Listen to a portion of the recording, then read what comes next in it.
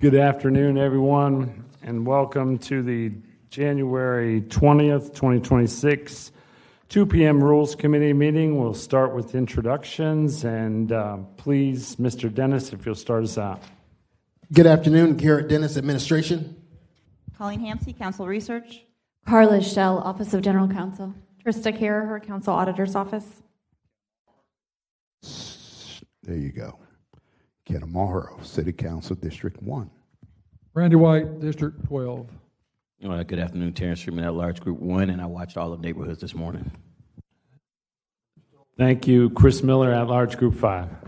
Ron Salem, Group 2 at Large. Mike Gay, District 2. Michael Boylan, District 6. Raul Arias, District 11, just visiting. All right, welcome, everyone. Do we have any speaker cards?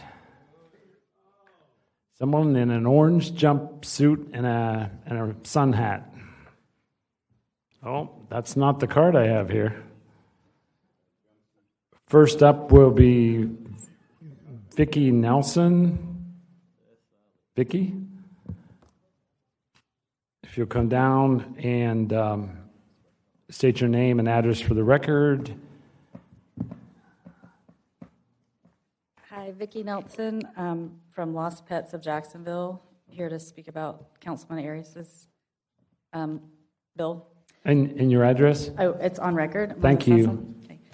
I am from the Lost Pets of Jacksonville page on social media. We have about 85,000 members currently that consist of local citizens, veterinarian staff, rescues, shelter staff, people from the Humane Society, everybody in town that's related to helping animals. We've had 3 town halls since November. Thanks for Councilman Arias for letting us do that. And after attending the meetings, we've heard from a lot of different people about a lot of different issues. Mr. Bricker has talked about many stats at all of these meetings, but I don't think we've yet to be provided with stats from our actual shelter. Most of them have been national stats. So we can't really confirm those stats. I tried to look at the state-mandated shelter reports online, but those aren't up to date either for 24-25, so it's hard to verify these statistics. The changes in the ordinance are omitting the minimal requirements that we have for outside shelter for our pets and chaining dogs.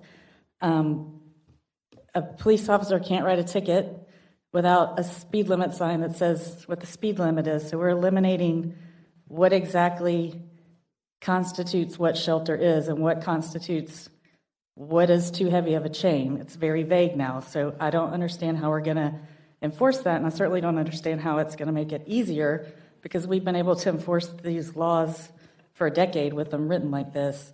And I know citations are down 55% from last year, so we're not responding to these calls. And both of those are on page 5 is the first one. And then regarding the stray hold, after a decade of helping run the page, we see that it takes 5 or 6 days for owners to find their lost pets. Our city's huge. We have an influx of new residents. We have elderly people. We have people with language barriers. We have people just aren't technically savvy. So people just really don't know where to go immediately. And with a 3-day stray hold, that first day of intake counts as 1 day. So if your dog ends up there at 5:30 on Tuesday, you have Wednesday and Thursday to find your dog, because Tuesday counts as an entire day. And as many of you have already heard, you can't call the shelter directly. You have to call the city switchboard. Then you send a message. If it's not business hours, you can't call at all. Then you can email, but the email responses have been slow. I think there's a lot of staffing issues that need to be resolved, because if we can't get citizens to get a timely response to an email. Is that time up? Thank you very much. Thank you. Thank you. And the last speaker is John Nooney.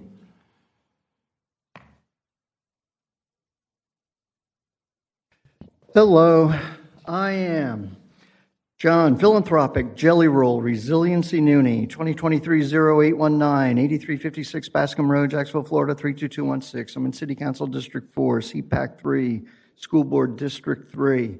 Governor DeSantis Pardon Nooney, 2024-0107. All right, 2.5 minutes. I'll be touching on agenda items 1, 2. Number 3, 2025-0775. Ethics is gone. 2017-160. Public participation. Jason Gabriel, Jason Teal, Michael Fackler, Ask Kirby Oberdorfer, Paige Johnson. Agenda item 5. Number 6, 2025-0900.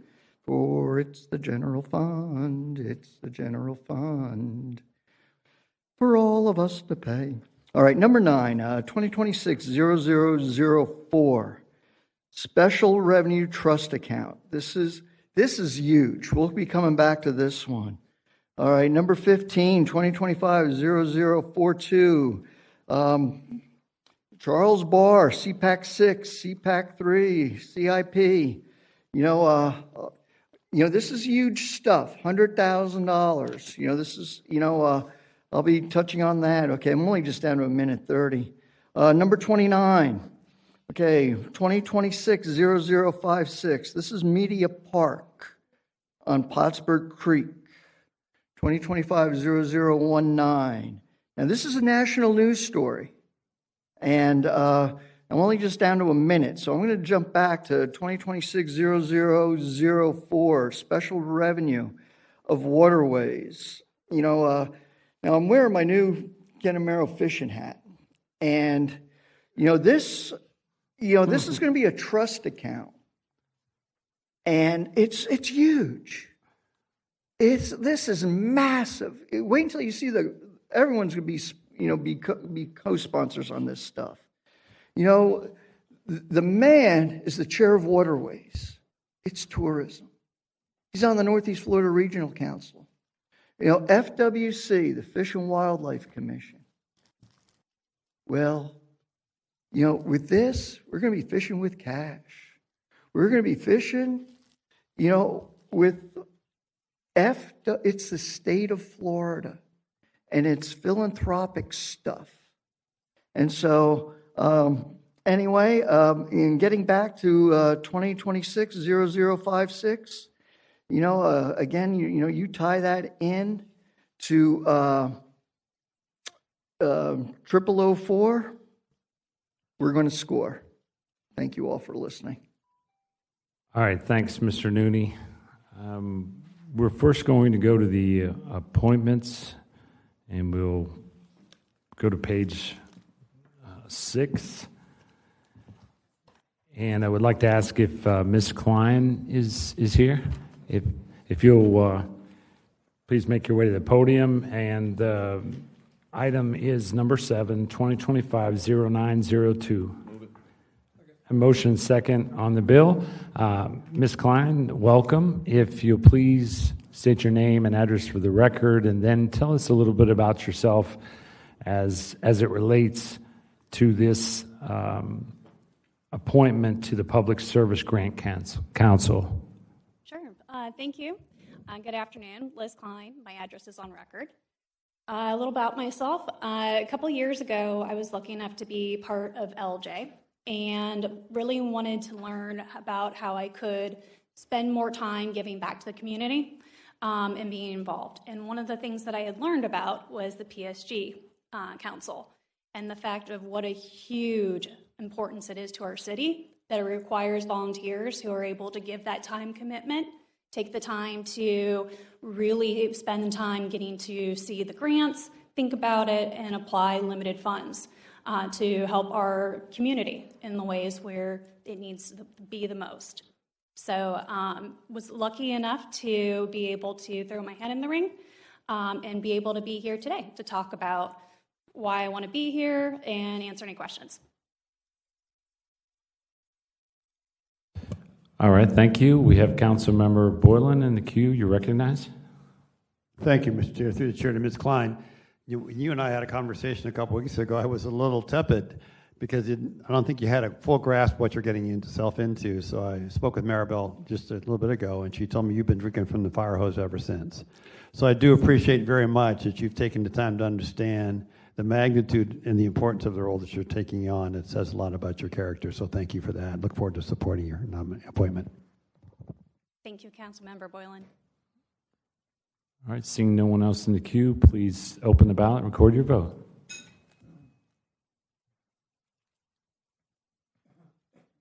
Seven yeas, 0 nays. By your actions, you've approved 2025-0902. And Ms. Klein, it's not mandatory, but next Tuesday we will recognize you as stepping forward to help serve our city at the city council meeting in the beginning of the meeting. But again, you don't have to attend, but just know that we will be recognizing you at the start of the meeting. Thank you. Thank you. Next is item number 8, 2025-0903. We have a motion and second on the bill. Is Mr. Diaz de Sandi is?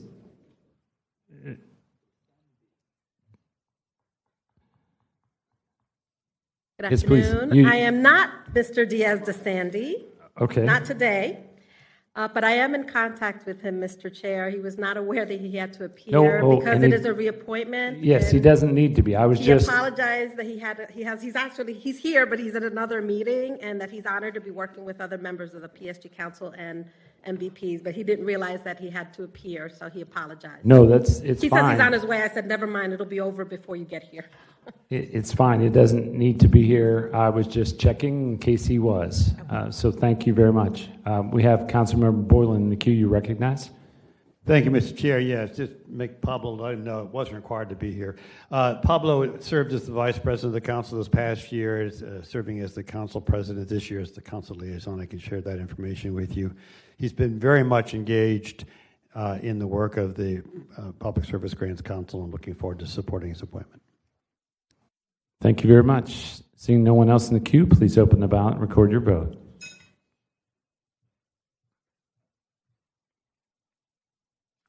Seven yeas, 0 nays. By your action, you've approved 2025-0903. We'll now go to the start of the agenda and just work our way through the rest of the bills. Number 1, 2024-0627 is being deferred at the request of Councilmember Diamond. Number 2, 2024-0966 is being deferred at the request of Council President Carrico.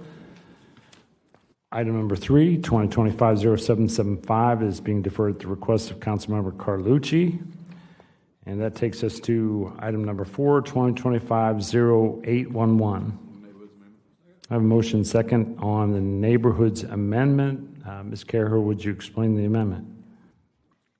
Yes, sir. Through the chair to the committee, items 1 through 6 on the amendment are all technical cleanup items, and items 7 and 8 were added this morning through NCS.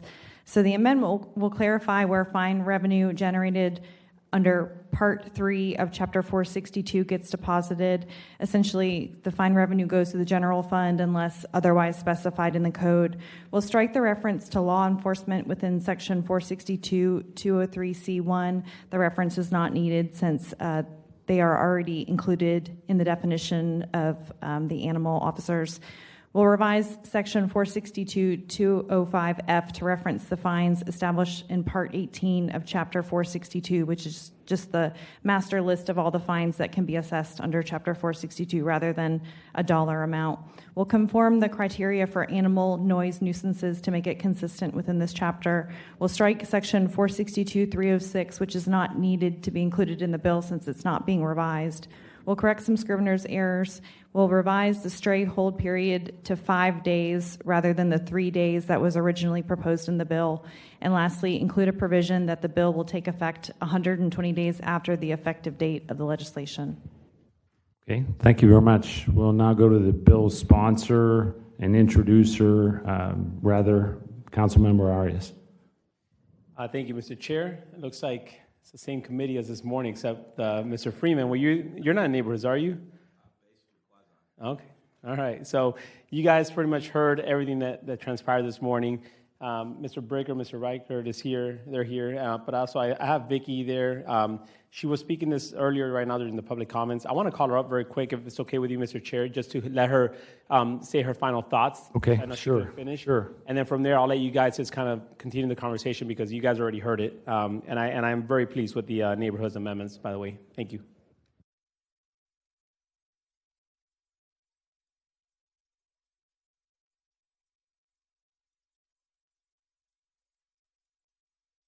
try to figure out where I left off, where the, And just for the record, just state your name and address, and also how much time are you allowing, Mr. Chair, for her to speak? Well, whatever you I'll just think finish. necessary. I mean, we've all heard everything she said, so anything new since this morning would be great. yeah, okay. Vicki Nelson, Southside, representing Lost Pets, as you know. So,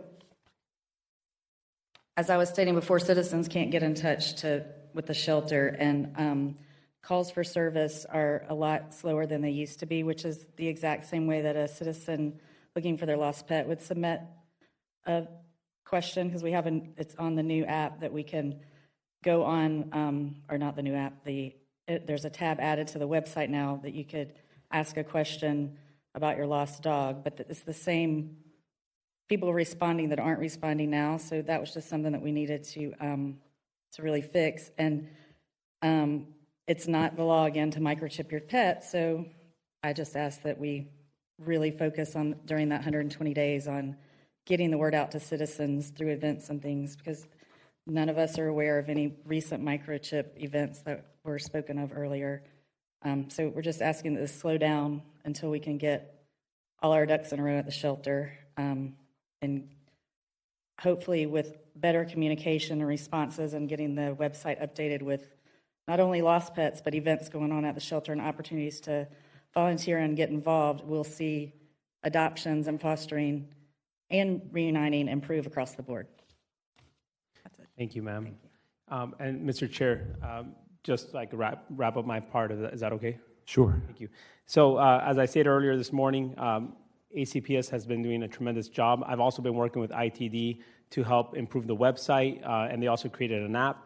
The reason for this morning's 120-day process, once this bill, if it passes next week, it'll be 120 days for it to take effect, is because there's still a lot of work to do, a lot of work in the community to do. So myself, Vicki, Mr. Bricker, we're all going to be doing more community engagement events to make sure that people understand that they have to get their animals microchipped, because the problem with this bill is not really the problem with the bill, but the problem that we're having is that animals without microchips or tags are going to the shelter, and those are the ones that are going to be subject to the stray hold policy. The ones that have a tag or a microchip, they'll be treated just like any other dog, and they'll be there for 6 days or longer until the owners come back and pick them up.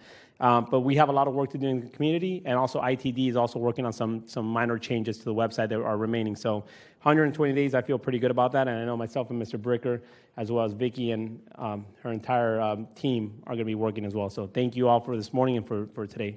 Thank you. Okay, very good. I see no one else in the queue.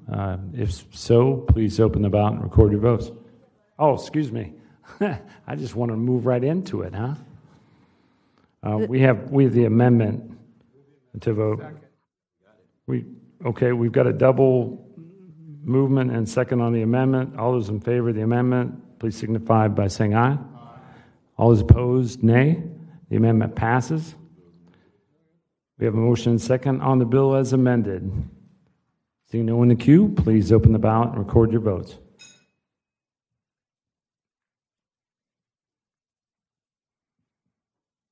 Seven yeas, 0 nays. By your action, you approved 2025-0811 as amended. Thank you very much. Appreciate it, Councilman Arias, for all your work on this and everyone else working together. Thank you. Item number 5, 2025-0872. We have a motion and second on the neighborhoods amendment. Ms. Carriher, please explain the amendment. The amendment will add language that members currently serving in seats that will become the responsibility of the council president to appoint will have the ability to complete their terms. Okay. Thank you very much. All those in favor of the amendment, please signify by saying yes. Yes. All those opposed, no. The amendment passes. We have a motion and second on the bill as amended. I'm going to turn this now over to the introducer, Council Member, Past President Salem. Thank you, Chair. I did want to recognize my good friend, former Councilmember Dennis, who led the effort 5-6 years ago to get 4 of the JEA appointments appointed by the council president versus the mayor through a referendum. And we appreciate that. Bold move. Now, on to the bill. The only point that, and I think Councilmember Freeman, you heard it this morning, you're good. Okay, the only issue that I want to bring up is this Jordan opinion that I heard this morning that I thought was a firm way of resolving a dispute, and the general counsel suggested that that was not the case as I understood his discussion, and I'd like to bring up Mr. Teal to give his feelings on that so that we can get some balance to that statement.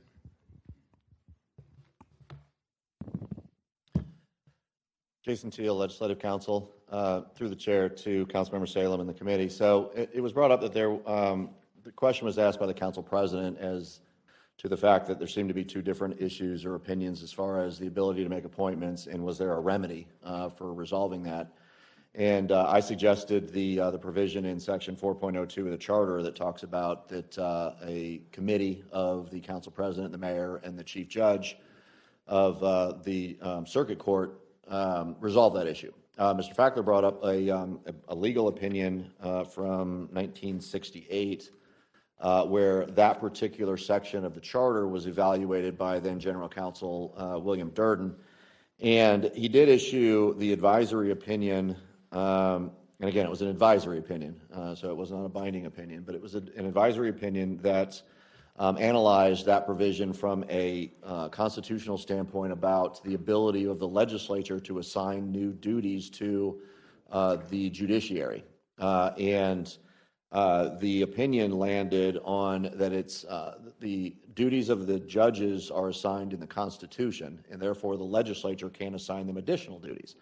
And so that was basically the conclusion was that that provision would violate that separation of powers at the state level. I don't disagree with that. I think that that's probably an accurate read of this, but I think there's a couple of things in here in this opinion that I think are relevant to the bigger discussion. And because Mr. Fackler also pointed out a Supreme Court case, a Florida Supreme Court case, City of Jacksonville v. Bowdoin, which I'll say was from 1914.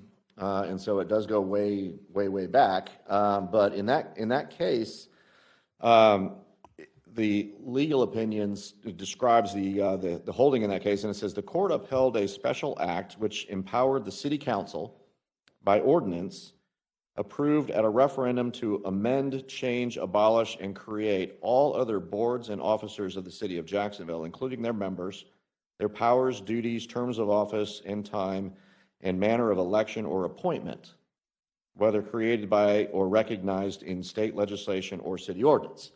So what that case is it's actually a Florida Supreme Court case that says that the city has the ability through legislation to make appointments to boards.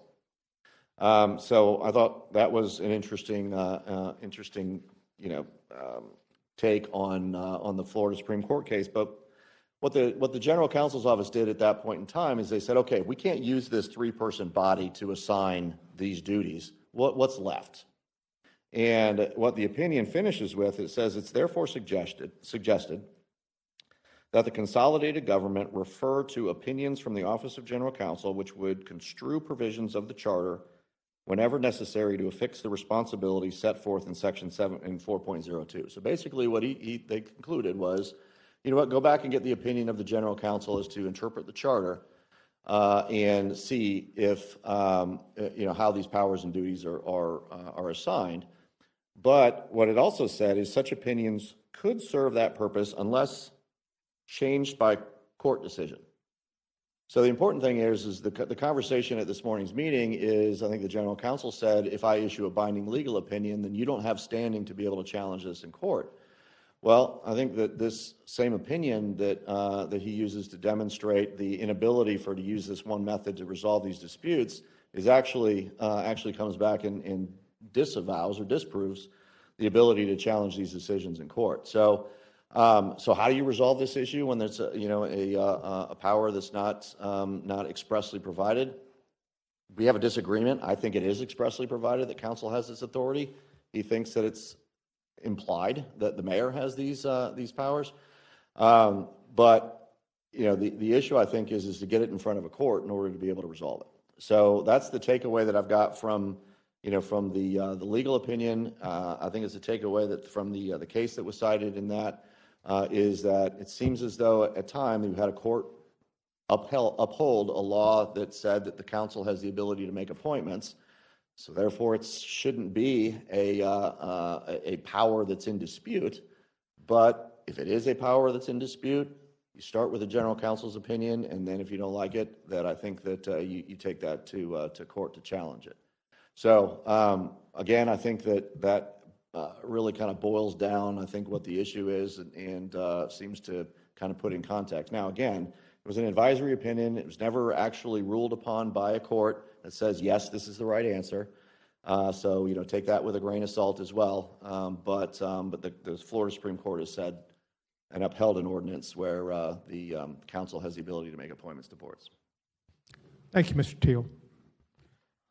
I have no further comments, but Mr. Chair, if you would recognize me after the vote for a comment, I would appreciate it. Certainly, we only have one person in the queue, and that's visiting council member Arias. Well, we have another one now, so let's go first to council member Amaro on the committee. Thank you, Mr. Chair. I just want to reiterate what I said earlier today in reference to the legislation. I don't see the need for it. I think it's a changing of lanes, drifting into a different lane. I am extremely comfortable with the authority that this body has to reject any appointments, and subsequently the ability in that process to get someone that we want as a legislative body in those positions. So for that reason, I did not support it in neighborhoods, and I'm not going to support it now. I think the votes are there. I'm just saying what my conviction is, that you stay in your own lane. It's just that simple. And I don't see the urgency or the necessity of it because of the big stick that we wield as a deciding factor in any appointment. That's the power that's already encapsulated in this body. And therefore, I don't know if we need to tread into a different lane. And secondly, after a decade, I just don't see why this change is necessary now. Thank you. Go to Councilmember Arias, please. Thank you, Mr. Chair. When I was sitting here this morning for my bill, the animal care one, I was hearing the conversation, and Ms. Clark Murray asked a question, why specifically these two boards and commissions, KHA and boards of libraries? And I know that Mr. Salem is essentially picking up where I left off. I had withdrawn this bill a couple months ago, whenever it was. But I came up with a KHA and the boards of libraries because there's a total of about 50 boards and commissions, but not all of them go through the council for the budget approval. And the ones that I identified that went through the council for the budget approval there's 9 of them. And of these 9, there's like, for example, Board of the Library, Civic Service, CTQB, DPRP, which is a budget approval through the DIA that we approve their budget, JAC's Human Rights, KHA Planning Commission. Planning Commission doesn't have a budget approval, that's why. So there's only a few of them that go through the process for the budget that we actually oversee. So I was only focused on the boards and commissions that we approve their budgets. The other ones, like Planning Commission, I didn't task that one because we don't approve their budget. So when I was drafting this legislation months ago, it wasn't about getting power or control over all the boards and commission, only the ones that we had to approve or deny their budget, because ultimately, when we do that, we also have to be mindful of the other budget items that we have in line. So I figured this will be the best approach to get started. Had this passed or not, but let's say it had passed, I was then going to do legislation to do another set of boards and commissions until all the ones that had to do with the budget were taken care of. I will tell you, there are 50 boards and commissions, maybe more. Mr. Garrett will know more than I do. But of these, there are 13 that are only appointed by the mayor. Just FY, there's 13 boards and commissions, leaving about 37, but really leaving 36 because there's one that's appointed only by the cultural council. I have a spreadsheet that I'll have Evan distribute to your ECAs, but all this spreadsheet has highlighted which ones are through the mayor, the governor, and things like that. So that was just the mindset as to what I had when I was drafting this months ago, because I know Ms. Clark-Murray asked that question earlier. So that's all I have. Thank you. Thank you. Go next to Mr. Dennis, please. Through the chair to the committee, and also to Councilman Salem, I want to say thank you for acknowledging that, yes, I was part of the 19 that pushed for a referendum on the JEA, the 4 members of the JEA. But I do want to, add on to that is that we stepped in because when I say we, the council stepped in because there was a problem. As you know, there was illegal theft.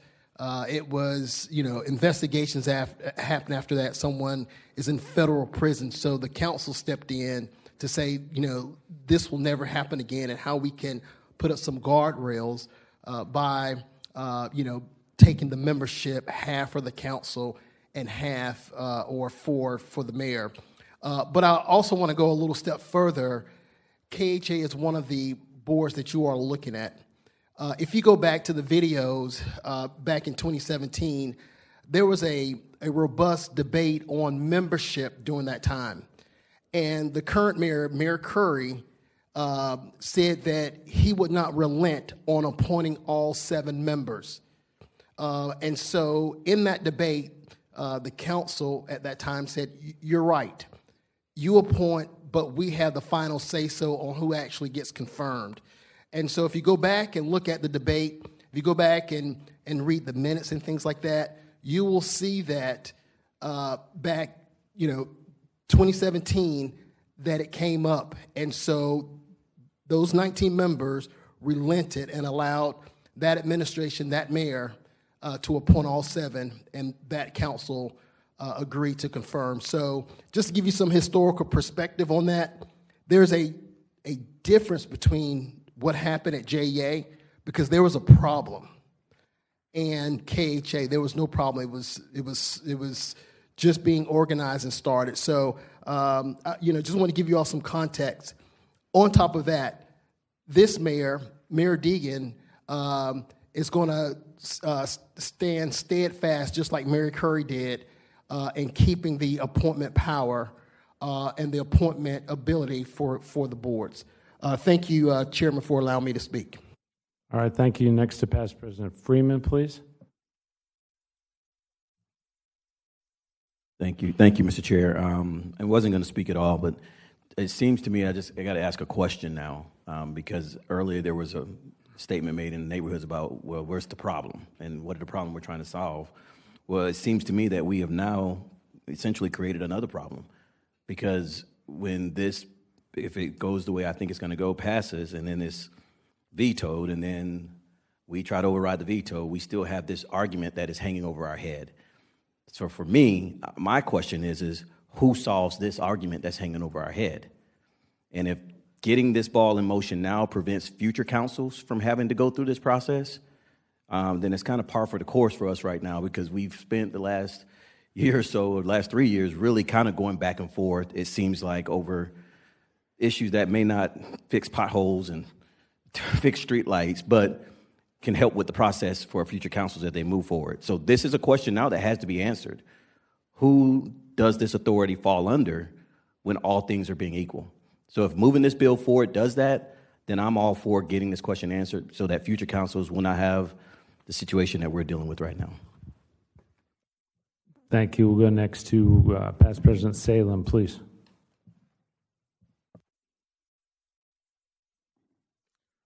Thank you, Chair. Just to respond to Mr. Dennis, keep in mind what Mr. Fackler is saying. If there is a problem on a board or commission, we do not have the ability to change those board members. You went through a charter change to do that. We don't have the ability to make those changes if a particular board or commission goes rogue. That's the debate we're having, is the ability to do it. He says we don't have that ability. Thank you, Chair. Thank you. Oh, yes, I forgot. Councilmember Boylan has a comment to make. You're Thank you, recognized. Mr. Chair. Through the chair, just to put the Article 21 changes in the context, the reference that the referendum that was put into that, just for the colleagues who were not part of the council at that point in time, we overhauled Article 21, so it was appropriate for it to do that in the larger context. So it wasn't just one item that we focused on there. We focused on all the issues: transparency, accountability, leadership, both in terms of the board as well as management in that process. And we got rid of the pup. All right, thank you very much. Posture-wise, we're ready for a vote. Is that correct? Okay. Please open the ballot and record your votes.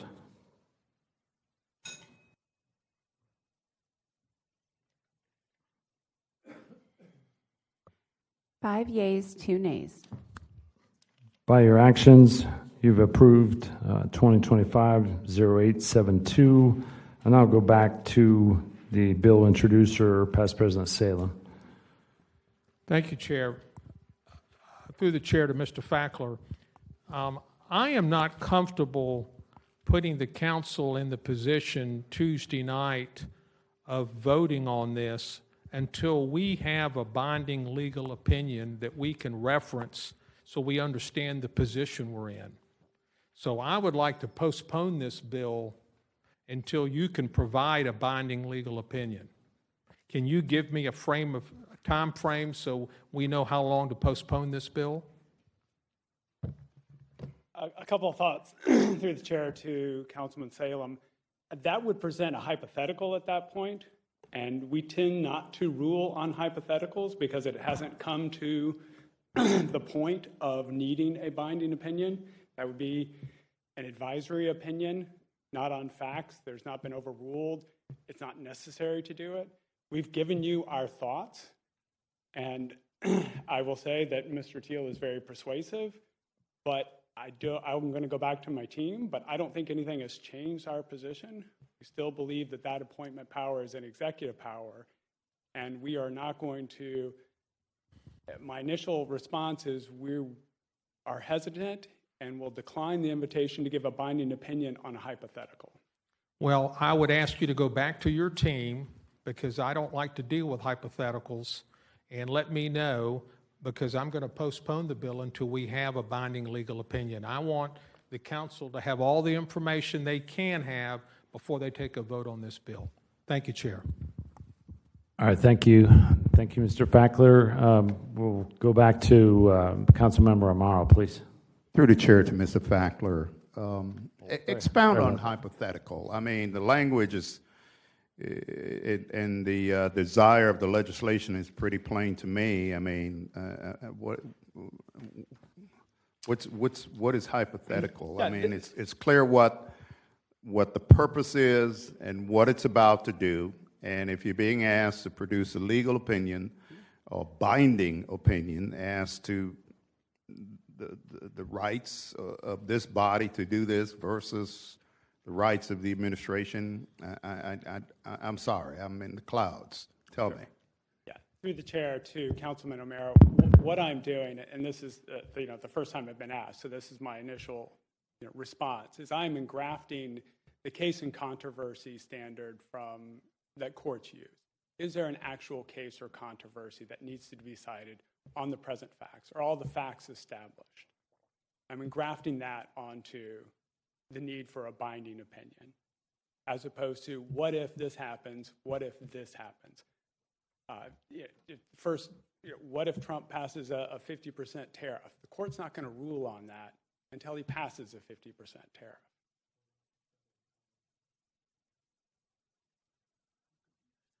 Okay, we'll go next to Councilmember Gay. Thank you, Mr. Chair. And this is where we get into the frustration that we're wanting. What I'm hearing Councilman Salem ask is for our representation, we're your client, and now we're being told that you're reluctant to give the service that he's wanted, and so this is where the frustration comes in, that I don't see a hypothetical. It's all spelled out right here what's before us. So make it make sense. To say that reluctant to give counsel, that's to me that's just it's missing. We're missing something here, and that's having our representation. So, thank you, Mr. Chair.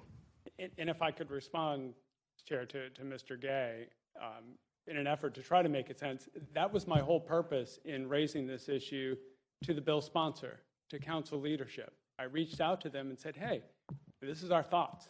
That was the counsel I was providing at that time. And that's why Councilman Salem wanted everyone to hear it. So that's why I'm here providing our thoughts on this bill.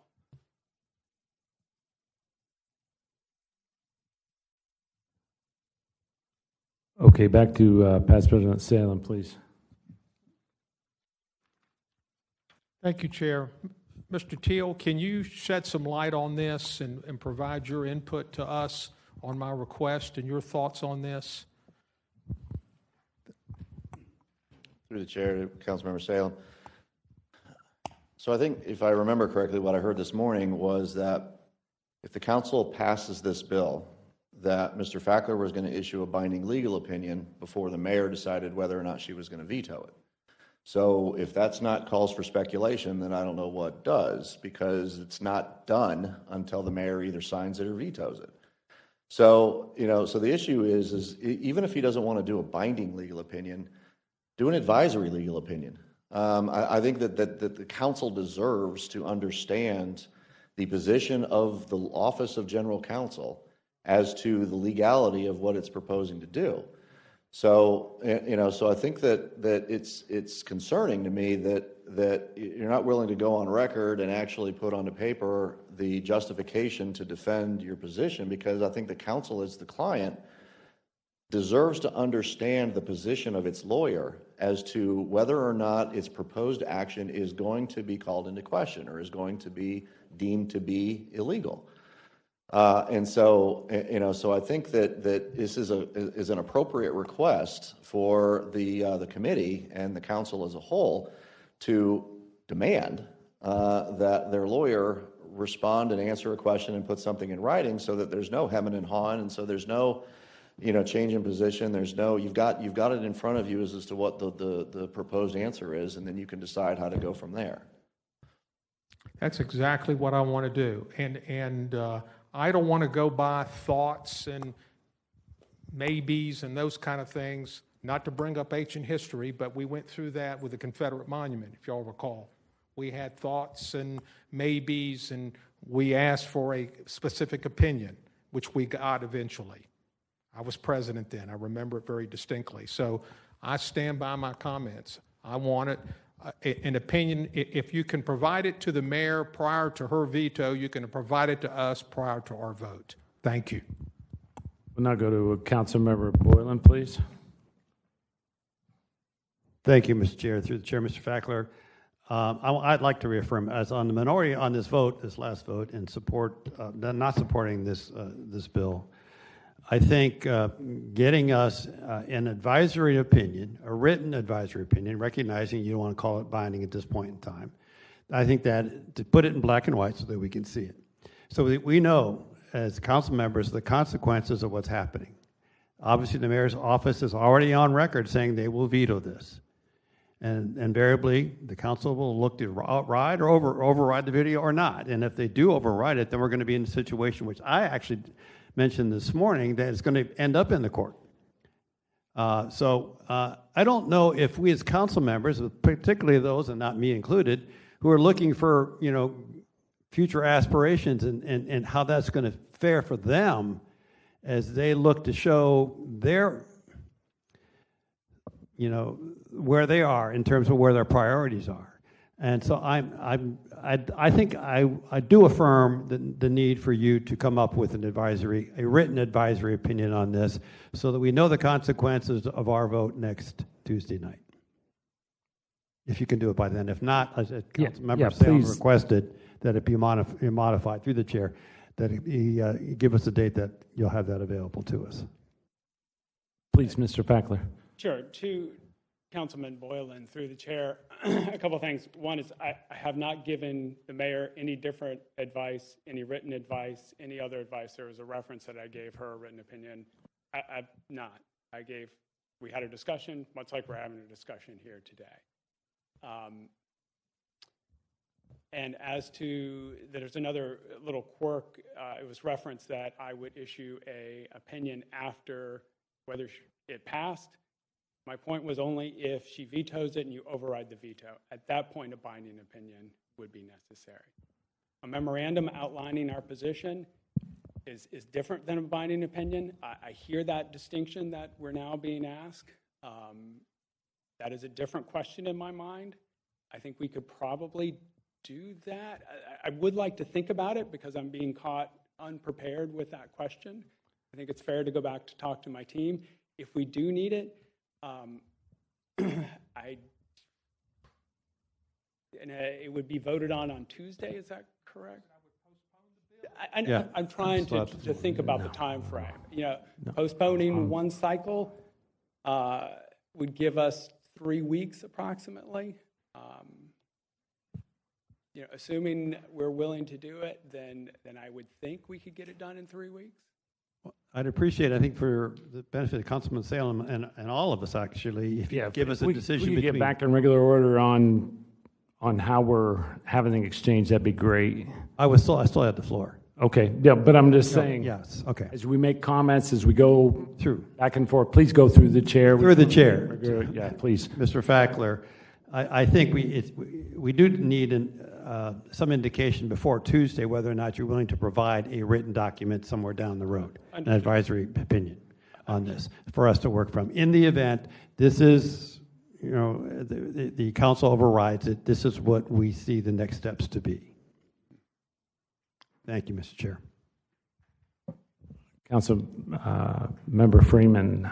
Thank you, Mr. Chair. And I'll be very brief because I think now you've just had the two dissenting votes ask the questions, and this is where I was trying to land. I was looking at you and waiting for Councilmember Boylan to kind of offer that up previously, because to me, this is taking us down the same journey we went down before that left people with a lot of feelings hurt, a lot of misunderstandings on the hypothetical, and that was dealing with the State Ethics Commission.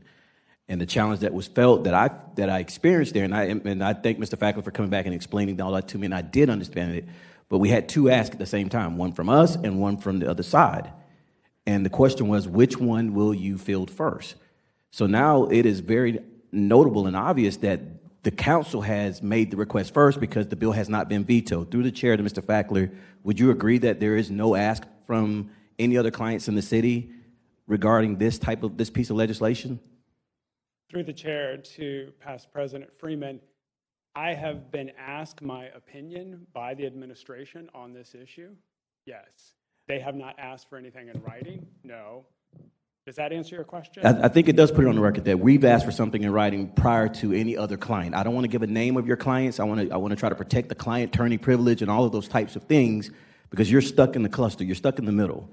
But I'm just trying to clarify that this particular committee, because it was the Rules Committee several years ago that made a request that in the end, something else was sent to Tallahassee and a ruling came back. And I understand now, after talking with you, that scenario. I want to make sure we're not in the same posture here. That I clearly hear now 1, 2, 3, 4, 5, 6, haven't heard from Councilmember White, but 6 people say an advisory, just anything in writing will help when it comes to Tuesday. So I just want to kind of put that on record because what I'm sensing is the ask is going to be made. You're going to get with your team. You're the leader of the team. They're not going to give you a response by Tuesday that is ready for prime time. He's going to postpone it. When it finally comes back, 4 weeks later, 6 weeks later, we're in the exact same place, and the clock just runs out. And again, like I said before, I'd much rather us just put this behind us so we can start fixing potholes, streetlights, and the things that really, really matter to people in our city. So, Mr. Feckler, is it fair to ask you, when will you be able to come back to us and let us know about the advisory opinion in writing that's been asked for? Through the chair, to the chair, and to the committee, I do think it's fair, and I think where I can get my team together by the end of the week and then get you an answer on whether we can get it to you in 2 weeks. So to answer a series of questions, ultimately wanting to know, A, if we are going to provide a written opinion, and B, if so, what is a reasonable deadline for you? I think that's more than reasonable by the end of the week. Okay, so I think that, on behalf of the committee here, I think that sounds reasonable, and we appreciate that. And if we'll go forward with that as the plan, that would be great. Thank you very much. Anyone else? No. Okay, thank you very much. We were, I believe, moving on to item number 6, 2025-0900, which is being deferred at the request of the administration. Items number 7 and 8 we've already taken up. Item number 9, 2026-0004 is on second reading, as is item 10, 2026-0005. And second reading is item 11, 2026-0036. And that takes us to item number 12, 2026-0037.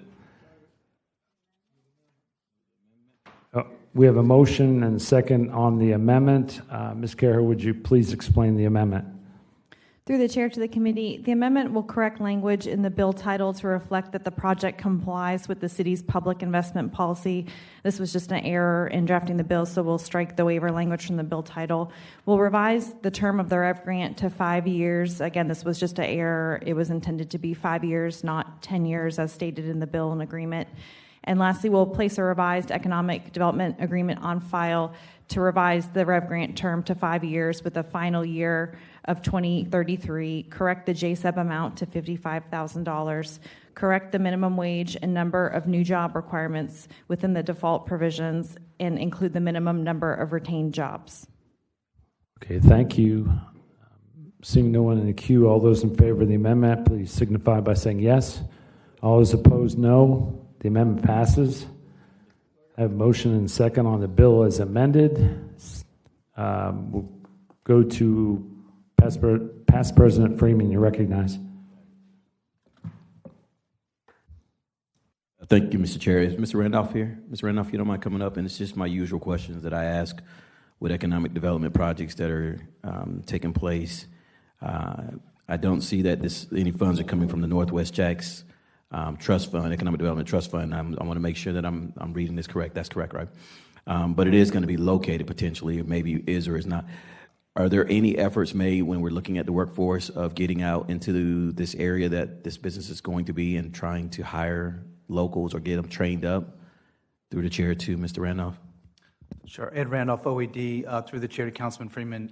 Yes, we are always working with the local community, as we just did on the Switcher project with Lift Jacks is one example for their larger, I think it's about $130 million expansion, a manufacturing project. So we work closely with Lift Jacks on that project. We are always working with, and I can't identify the council member for this project right now. I will shortly after, hopefully we get approval.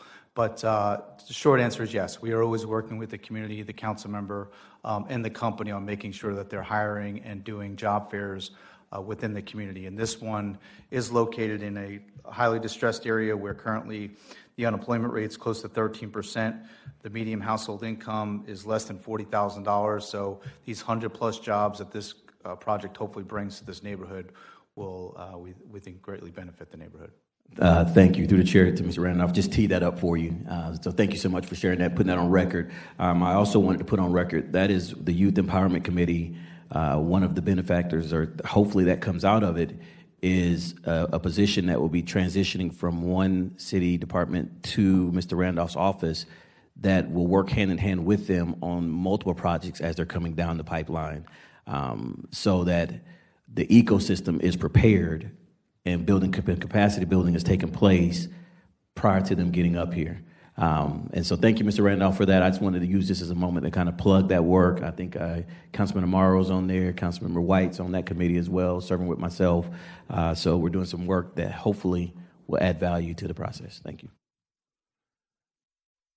Thank you. And seeing no one else queue, I want to make one more comment in a general sense to Mr. Randolph. I just want to always recognize your willingness to work with the City Council and take seriously the concerns we have, especially as the holders of the purse strings for the taxpayers. And you've held the line and still been able to accomplish everything you and your team need to accomplish for economic development regarding the use of rev grants, appropriate rev grants of amounts and timelines, as opposed to completion grants. And so we thank you for listening to us and working with us and moving things forward, but doing it, in my opinion, in a fiscally responsible way. So I just want to put that on the record and thank you for that. Okay, seeing no one else in the queue, please open the ballot and record your vote.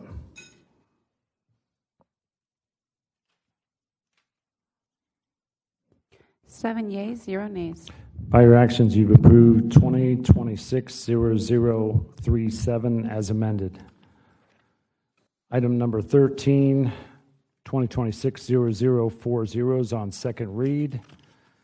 Item number 14, 2026-0041, second read. Item 15, 2026-0042, second read. Item 16, 2026-0043, second read. And that takes us to resolution item number 17, 2026-0044. We have a motion second on the bill. Councilmember Boylan, you're recognized. Thank you, Mr. Chair. I'd just like to be added as co-sponsor. Okay, thank you. Seeing no one else in the queue, please open the ballot and record your vote.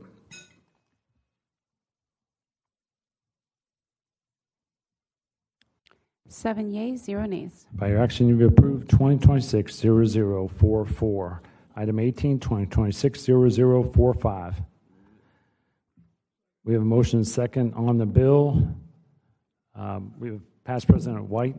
Yes, sir. Through the chair, please add me as a co-sponsor, please. Okay. Seeing no one else in the queue, please open the ballot and record your vote.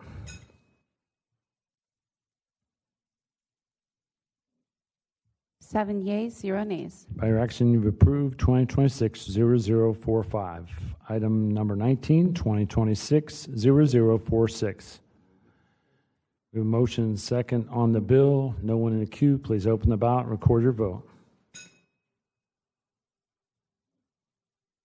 Seven yeas, 0 nays. By your action, you've approved 2026-0046. Item number 20, 2026-0047 is on second read.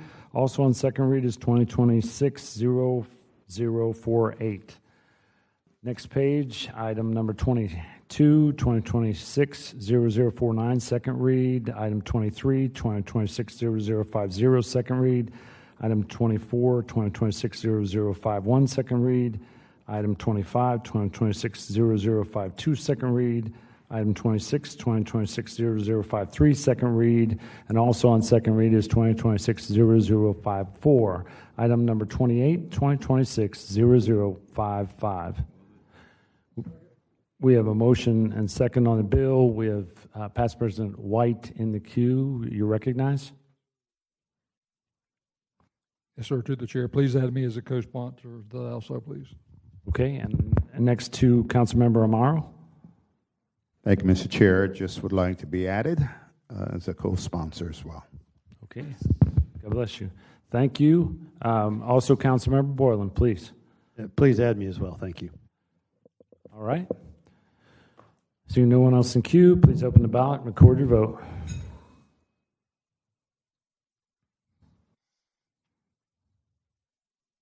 Seven yeas, 0 nays. By your action, you've approved 2026-0055. What a great year for Reigns football, huh?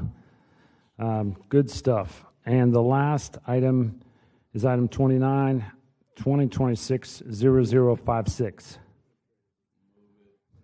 We have a motion second on the bill. We have Councilmember Boyland in the queue. I'm curious to see what he's going to say here, please. Well, I was waiting for Mr. Romero, Councilmember Romero, to jump on this one. You know, I served as the president of the National Academy of Television Arts and Sciences. And there's no industry that pats itself on the back more than the media industry in what we do. So I do appreciate this. I'm not sure, but I look forward to the resolution commending plumbers next time. Councilmember Romero, anything to say? What can I say after that? It's interesting, number one. Number two, the word all, that's it. I'm done. I know it's a resolution, and I love Councilmember Pittman, but I circled that on my sheet as well. When I see all and the broad list here, all professions have its individuals that, yes, are interesting, and so I got to tell you, I'm a little torn on this, even though it's a resolution. When we put everybody into the bucket and say everybody's amazing. I don't know if anybody else has any thoughts on that, or you just want to say, let's move on, let's finish the committee meeting. Oh, Councilmember Boylan. In all seriousness, this does, in some respects, to me, it devalues these accommodations that we offer. When we just give it blankly, like in this kind of scenario, it makes these kind of resolutions less impactful. It's my view.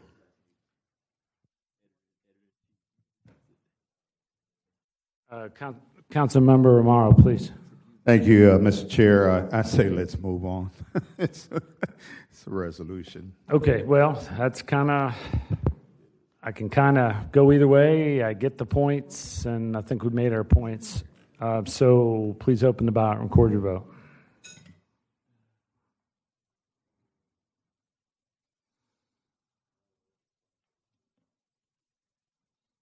Seven yeas, 0 nays. By your action, you've approved 2026-0056. Is there anything else we have to take up, or any comments by any of the other committee members? Thank you all for your time, and good start to the year. Appreciate working with you all, and this committee is adjourned.